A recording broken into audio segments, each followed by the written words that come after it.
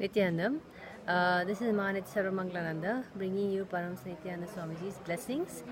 Today I wanted to share what Swamiji had told in the recent satsang about reducing the speed of coming to conclusions and beating up oneself with one's self beating thoughts. So, to give a little bit of explanation about what this means.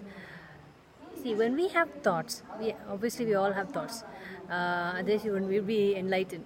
So we constantly have thoughts, whether we are aware of it or not. Sometimes they run in the background, and when they run very fast, or when they run at a top speed, we call it worry. We sense it as worry, anxiousness.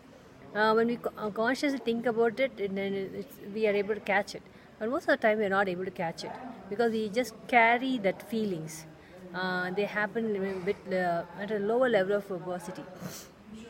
But what happens is, when we worry, when we get anxious, when we have fear, we are not allowing the real self, the consciousness in us to manifest, or we are not recognizing it in us. Because only that is why we have guilt, we have fear, we think we cannot do something, so we feel low, or the self-talk that we do normally. I can't do this, oh no, why does it happen to me always? So all these are self-beating thoughts. We're beating ourselves down, telling ourselves we cannot do something because we did not do it yesterday, or it could not do yesterday, does not mean we are not able to do it now either. But by assuming and projecting the past to the future, we are making sure it will not happen. We are setting ourselves up for failure. But so this self-talk, the power of Vak is so strong that when we are consciousness, when we can manifest our lives, and we are manifesting the lives what we have, you may not like it because your plan may not be working out the way you want. But every moment we are manifesting, we are the creator of whatever is happening around us. We started the whole thread, the results of which we are seeing in our lives right now. So if we do not like it, we just have to change it. And learning to change, and learning the right principles of manifestation is what the Kalpataru program is about.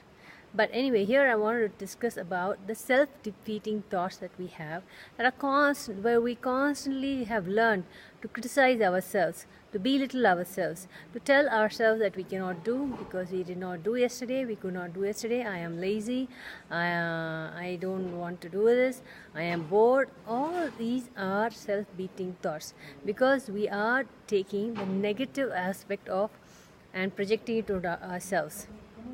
We are directing ourselves, we are telling ourselves, we are programming ourselves that we are less, that we cannot do, we are lazy, we are bored. Would you tell a kid all this? Would you tell a kid who does not know all these words, does not know the meaning of these words, any of this? You would not. You would not even think to influence them in such a way. So why would we do it to ourselves? Why would we be our own enemies? So that is what Krishna says in Bhagavad Gita. We have to raise ourselves by ourselves. Uddaret atmanam bhavati. So what does it mean? It means that we, by our thoughts, our self-talk, can be our best friend, or we can be our own enemy.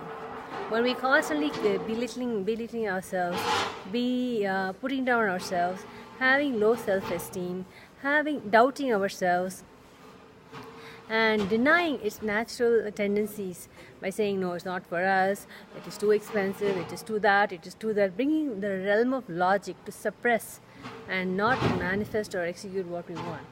It is self-denial. So why would we do this? We would not do it to a kid. So why would we do it to ourselves? Why does it make it okay for us to do this to ourselves? because we do not know the repercussions, because we have been programmed to think that way.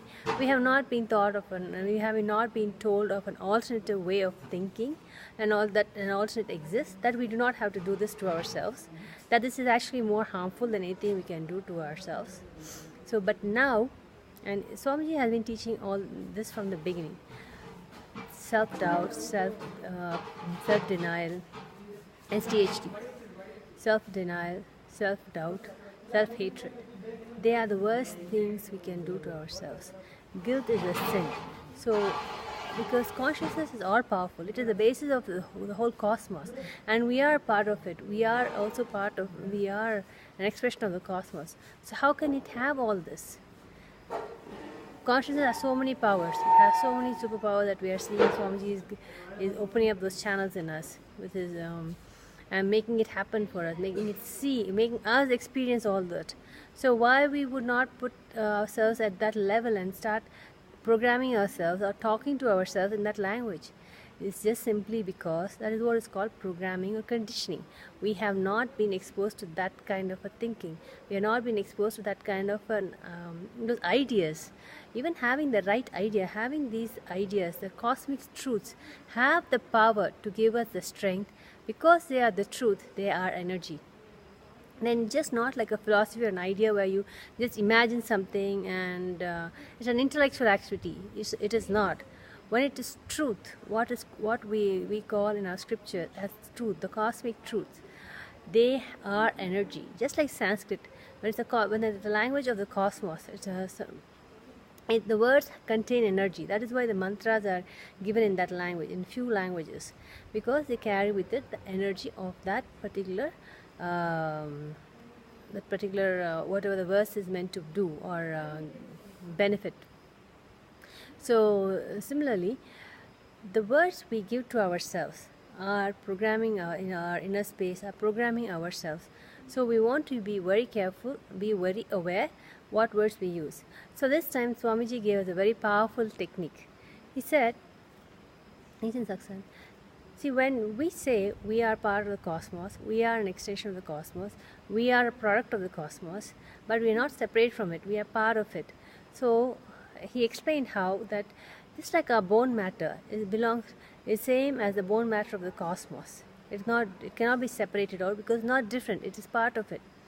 Similarly, our will is part of Sadashiva's will. It is his will only vibrating in us and through us. So when we carry this cognition and start manifesting it, these are cognitions, there is no practice involved. Once you think through and you understand deeply, we're an extension of Sadashiva, who is consciousness, who is the supreme, who created this whole cosmos, and everything we see, we cannot see, we perceive, we do not perceive, we understand, we do not understand, everything beyond what we can impossibly think or imagine or verbalize or share. When he is the source for everything, how can we be out of him? He cannot expel us. Where will he send us? He cannot. That's what Swami said. Your parents may kick you out of your house. A school teacher may kick you out of school. Even your workplace career, they may kick you out of the work and send you home. But Sadashiva will never kick you out of his kingdom. We are part of him. He cannot kick us, or he will not send us out. So what does it really mean? It means that the will that we have is his will vibrating in us. So when we carry this powerful cognition and start manifesting it, so every time you want to think, you take time to think through it and then understand it and apply this cognition, you will automatically see that this will that we have, which is lower will, which has all these nagging, self-beating, self-critiquing thoughts and ideas, will just dissolve, because when even the thought that Sadashiva's will is in us, is his will that's vibrating, has the power to dissolve all the smallness, the littleness, the negativeness that we carry unconsciously. Obviously, we will not make an active effort to carry it, but it's an unconscious habit we have picked up from somewhere. It's time to get rid of it. So this is what Swamiji teaches us by living these powerful cognitions. You don't have to practice. There's no practice involved. Practice happens when we only want to try, but we don't want to actually execute it or make it into reality. It's like, will you say I'm trying to cook? No, you will not say. Either you cook and you can choose to eat it or not based on how it comes, but you cannot be trying. What does trying mean? Are you going to be cutting and chopping and frying forever? Obviously not. So it's going to happen. So similarly, the powerful cognitions are meant to be expressed, understood and expressed. So when we understand anything, then it becomes part of it. We digest it. And then when we digest it, it becomes part of us. When it becomes part of us, we live it. It reflects in our actions. It reflects in our thoughts. So that is what it meant by expressing. So I suggest all of you to carry this powerful cognition that Swamiji has given us, has blessed us with, and see it work magic in your life. And see how you start expressing Sadashiva in you, and you will feel the difference, see the difference in the way you think about yourself, the way you see the world, the way you express yourself, and the way you see others also. And so when this happens, you will see how the cosmos you will see the cosmos also aligning to you, because when it's Sadashiva's will that is manifesting fully through you, then the cosmos of course will work only for you and will cater to everything that you want and desire. So I just want to share this most beautiful cognition that Swamiji shared and that we have been watching every day for the past few days, to imbibe this and make it part of our biomemory and bioenergy. So it becomes just a manifestation. So thank you for listening, and tune into our daily satsang at 8 p.m. Indian Standard Time to hear directly from the avatar these cosmic truths which have the power, if you listen to him directly, which has the power to transform. That is the power of his Vak, that is the power of his presence.